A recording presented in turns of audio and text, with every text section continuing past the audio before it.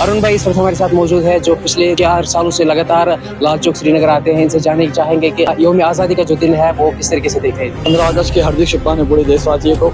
मैं लगातार 2022 से मैं यहाँ पर आता हूँ।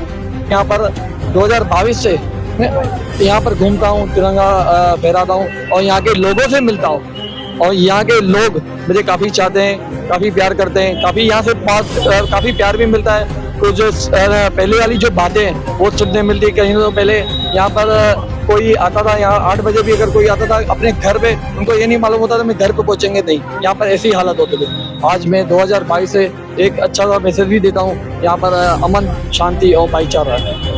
आज हम देखते हैं कि हिंदू हो, सिख हो या ईसाई, सब यहाँ पे मिलके तिरंगा लहरा रहे हैं। क्या कहना चाहिए इस बारे में?